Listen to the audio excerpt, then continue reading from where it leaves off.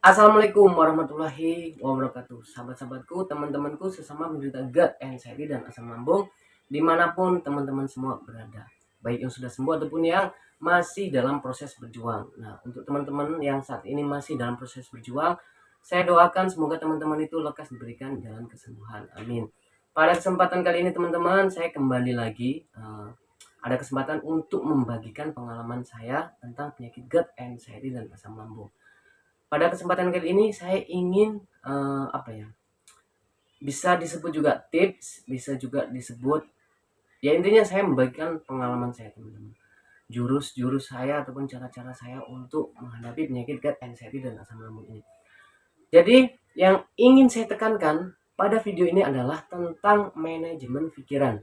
Manajemen pikiran itu menurut saya sangat penting untuk mengantisipasi memburuknya pikiran ataupun anxiety dan psikosomatis itu.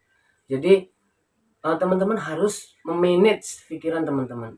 Jangan biarkan pikiran negatif itu terus setiap detik, setiap waktu itu menguasai pikiran teman-teman. Jadi teman-teman harus pintar-pintar mengalihkan. Maksudnya begini teman-teman. Ketika teman-teman itu sudah setengah jam terbawa terus pikiran negatif, teman-teman harus bisa mengimbanginya. Setengah jam berpikir positif, nanti ke bawah lagi, nanti dialihkan lagi. Nah, begitu terus, harus berusaha ataupun harus diusahakan seperti itu teman-teman. Kenapa? Iya, karena ketika teman-teman itu tidak mengusahakan ataupun pasrah dengan pikiran yang menghasut, nah itu akan dampaknya akan sangat bisa dibilang sangat fatal ataupun bisa memperburuk keadaan teman-teman. Jadi teman-teman itu harus benar-benar bisa memanage pikiran teman-teman. Memang susah, tidak harus menghilangkan semua, akan tetapi cukup mengimbanginya. Karena kita ketahui bersama bahwasanya menghilangkan pikiran negatif itu sangat sulit. Jadi pada kesempatan pertama yang bisa teman-teman lakukan sebagai upaya teman-teman untuk mengurangi anxiety dan psikosomatis itu adalah mengimbangi pikiran positif negatif yang ada dengan pikiran positif. Setengah jam teman-teman terbawa ke pikiran yang negatif, pikiran cemas, panik, takut mati, apalah sebagainya, itu harus teman-teman imbangi dengan pikiran positif selama setengah jam. Nanti kembali lagi, bawa lagi, rebut lagi, nanti terbawa lagi, terhasut lagi, rebut kembali. Nah itu yang saya maksud manajemen pikiran teman-teman. Jadi teman-teman jangan sampai pasrah dengan hasutan pikiran teman-teman. Teman-teman tetap harus melawan. Kenapa? Karena pikiran negatif itu bukan jiwa teman-teman sendiri. Teman-teman itu keluar dari jiwa dan karakter teman-teman. Ketika teman-teman itu menuruti pikiran negatif itu, maka karakter teman-teman itu akan mati. Maksudnya itu karakter teman-teman itu akan hilang gitu loh. Teman-teman seolah-olah itu teman-teman itu menjadi orang lain, bukan teman-teman sendiri. Nah, teman-teman harus berusaha kembali merebut jiwa dan karakter teman-teman dengan cara berpikir positif. Nah, itu yang saya maksudkan dengan manajemen hati teman-teman. Dan pada kesempatan kali ini juga teman-teman saya ingin menjawab pertanyaan-pertanyaan teman-teman yang masuk ke jalur WA yang tidak sempat saya balas teman-teman. Di sini mudah-mudahan teman-teman yang bertanya menonton, di sinilah saya ingin menjawabnya teman-teman. Jadi lumayan banyak sih teman-teman, cuman kebanyakan dari teman-teman itu ragu. Jadi maksudnya itu enggak usah ditanya teman-teman. Kalau memang teman-teman itu mau menanyakan suatu hal, udah langsung tanyakan aja. Maksudnya ragu bagaimana ya? Karena di sini kan ada yang ngechat, "Mas, saya mau tanya ini boleh?" Ya pasti boleh teman-teman. Langsung ungkapin aja rasanya begini begini begini, harus bagaimana Mas yang gitu. Nah, ya coba saya yang paling mana ya? Banyak sapaan sih. Mungkin teman-teman ragu mau nanya. Nah, ini dari 085249 sekian sekian sekian. Selamat pagi Pak, maaf mengganggu. Emang saya sudah kelihatan tua ya? Tanya Pak. Enggak bercanda. Tiba-tiba telinga saya kayak berdengung seperti penuh air, tapi durasinya sebentar, cuma 1 menit. Saya jadi takut, jadi berpikir apa itu tanda-tanda kematian. Jadi untuk teman saya ataupun saudara saya yang bertanya ini saya jelaskan bahwasanya Saya lihat di situ pikiran apa ya, anxiety-nya itu masih sangat-sangat kuat. Masih sangat-sangat kuat sekali. Jadi gejala-gejala yang muncul yang sebenarnya itu adalah hal sepele, itu dicerna oleh pikiran teman-teman itu dibesar-besarkan gitu loh, dibesar-besarkan. Jadi kan keluhannya kan telinganya berdengung enggak sampai 1 menit. Dalam kondisi kita itu sehat, kita itu orang normal lah, orang normal, enggak ada gangguan anxiety dan psikosomatis, itu sering loh, sering tiba-tiba telinga kita berdengung. Bahkan kalau orang Jawa bilang itu, oh sedang dibicarakan sama orang, nah makanya telinganya berdengung, seperti ya intinya berdengung seperti itu kan. Dan kalau ini menurut saya pribadi, telinga berdengung itu sebenarnya itu bukan apa ya, bukan suatu hal yang harus dikhawatirkan, bukan gejalanya yang harus dikhawatirkan, akan tetapi respon dari pikirannya itu yang harus dinetralisir. Jadi percayalah, untuk teman saudara saya yang bertanya itu tidak akan membuat apa, sampean itu kenapa-napa, itu tidak akan terjadi apa-apa dengan sampean. Jadi jangan sampean berpikir bahwa itu adalah tanda-tanda kematian. Tanda-tanda kematian dari mana? Nah, memang kebanyakan orang dengan gangguan anxiety dan psikosomatis itu selalu saja mengaitkan hal-hal yang dirasakan ataupun yang dilihatnya eh, dengan ya intinya dengan kematian. Nah, seperti itu teman-teman. Saya pernah membuat video bahwasanya jangan terlalu mengikuti feeling, jangan terlalu mengikuti firasat. Dalam kasus penyakit GERD, anxiety dan asam lambung ini firasat kita itu kacau. Jadi firasat kita itu sedang ngaco. Jadi tidak bisa dianggap sebuah firasat. Jadi tidak bisa itu. Mungkin kalau pas kita itu normal dulu, mungkin bisa firasat kita itu berperan positif.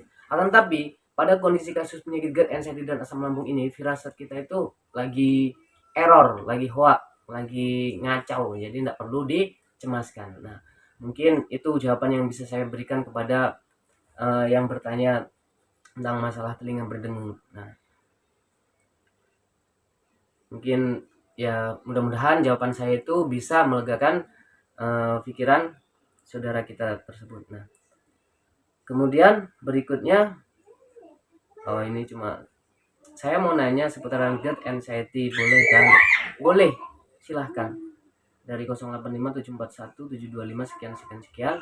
Silahkan mas, silahkan ditanyakan apa yang dirasakan, silahkan dikeluhkan. Nggak usah ditanyakan, saya pasti tidak akan melarang lah, karena memang WA ini saya cantumkan di deskripsi untuk itu. Nah, assalamualaikum mas. Waalaikumsalam. Nah ini saya lihat juga mungkin ragu-ragu mau tanya, silahkan saja.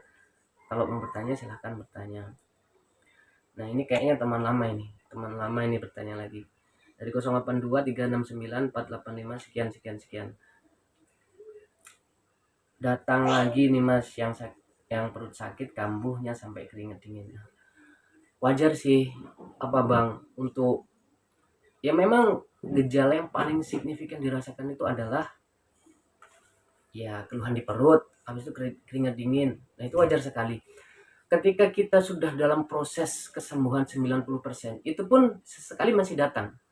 Jadi tidak bisa langsung hilang semua. Itu wajar sekali, wajar sekali. Nanti hilang sendiri. Nah, nanti hilang sendiri, jadi kita normal kembali. Nanti selang beberapa hari lama tidak muncul lagi. Nah, dan munculnya itu juga disebabkan oleh faktor-faktor keteledoran ataupun kecerobohan kita sendiri. Terkadang kita sudah merasa sehat, kita makan yang endak-endak yang membuat perut kita kacau. Nah, itu faktornya seperti itu. Ya, lebih dijaga lagi lah. Mudah-mudahan jawaban ini bisa melegakan bang ya. Kita masuk ke pertanyaan berikutnya. Wah ini panjang. Panjang betul. Assalamualaikum Pak, ini saya Rohim. Saya umur 21 tahun, asal Banyuwangi. Satu kampung saya ini, Jawa Timur. Saya mau tanya Pak, saya udah lama sakit kambuh gitu Pak. Dan saya sekarang merasakan jantung berdebar terus berdetak, jantungnya tidak normal, sudah dicek EKG normal. Nah, cek EKG-nya normal kan, itu menandakan bahwasanya masalahnya bukan ada di jantung, Mas. Masalahnya itu ada di pikiran. Nah, saya lanjutkan. Ronsen jantung juga normal, kadang di bagian perut bawah, atas, tengah, kiri sakit dan sering buang air kecil. Saya jadi tambah cemas, takut, selalu mikir ada penyakit lainnya. Sering mimpi buruk kayak ketindih, jadi tambah berdebar jantungnya, pas bangun tidur panik, lemes, gemeteran. Ini enggak ada meleset-melesetnya. Bener, bener ini Mas, enggak ada meleset-melesetnya. Yang saya rasakan juga seperti itu dulu. Jadi temen apa, sampai jangan ngerasa aneh. Sumpah, saya orang Banyuwangi juga loh ya. Saya tangganya sampean ini memang seperti itu Mas. Saya rasakan dulu juga seperti itu. Jadi selalu berpikir bahwasanya ada suatu penyakit yang berbahaya yang belum terdeteksi oleh medis. Ketika kita periksa dinyatakan normal. Sampai kadang-kadang ngedumel, ini gimana sih? Orang saya rasakan begini-begini kok dicek normal. Nah, yaitu permasalahannya itu ada di sini Mas. Anxiety dan psikosomatis kita. Anxiety dan psikosomatis itu memang terjadi di dalam pikiran, akan tetapi itu menimbulkan gejala nyata, merupakan yang bisa menimbulkan gejala nyata berupa gejala fisik yang sampai ceritakan ini. Jadi ya inilah, ya memang seperti itu. Jadi jangan cemas, jangan takut lagi, coba untuk mengontrol pikiran paniknya. Saya juga rasakan seperti itu dulu Mas. Iya. Saya dulu emang punya riwayat asam lambung, tapi sudah berobat sana sini, kadang mau enakan nanti drop lagi. Ya memang seperti itu. Kondisinya itu membaik, tiba-tiba jatuh lagi, membaik, jatuh lagi. Nah, seperti itu. Susah tidur terus Pak, udah lama sekalinya tidur sebentar 1 jam atau 2 jam gitu terus Pak, malah tambah kepikiran kemana-mana. Nah, ini masalah tidur ya, susah tidur, sekalinya tidur cuma 1 jam. Nah, ini kalau pengalaman saya pribadi, sebenarnya sampean itu bukan susah tidur, tapi sampean takut tidur.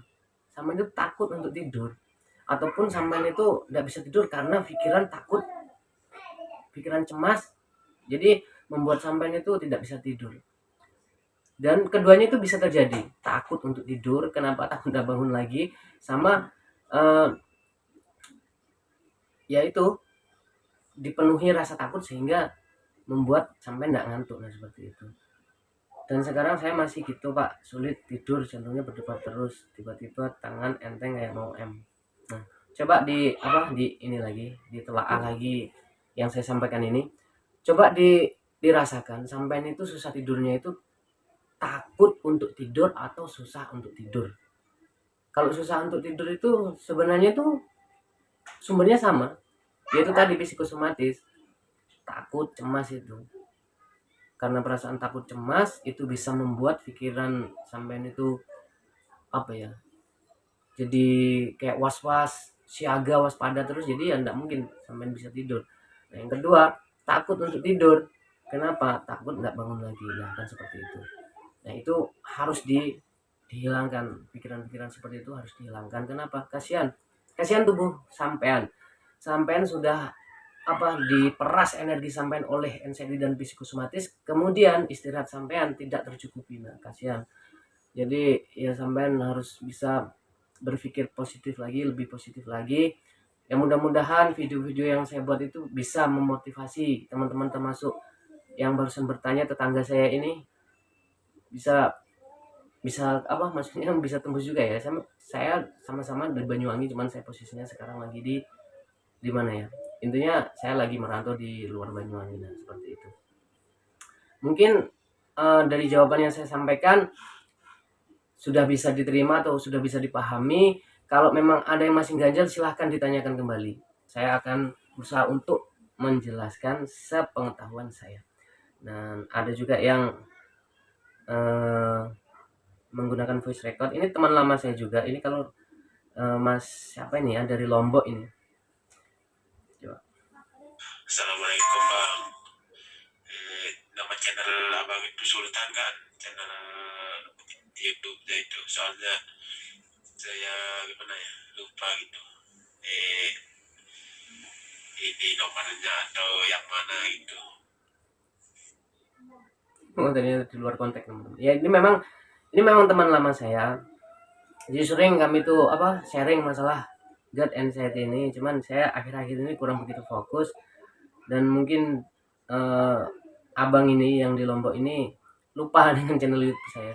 Jadi ya saya balas di sini, saya jelaskan di sini. Mungkin video ini cukup sekian untuk video ini.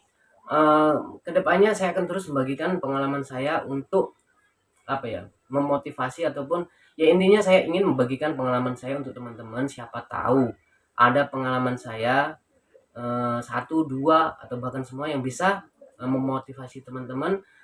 Jadi teman-teman yang merasa video ini bermanfaat, tidak ada salahnya jika teman-teman itu like, subscribe, kalau perlu di-share, bagikan kepada teman-teman yang belum tahu ataupun belum teredukasi tentang penyakit GERD, anxiety dan asam lambung ini, supaya tidak terpuruk sendirian menghadapi penyakit GERD, anxiety dan asam lambung ini. Mungkin dalam video ini cukup sekian teman-teman ya. Next kesempatan saya akan bagikan video kembali. Assalamualaikum warahmatullahi wabarakatuh.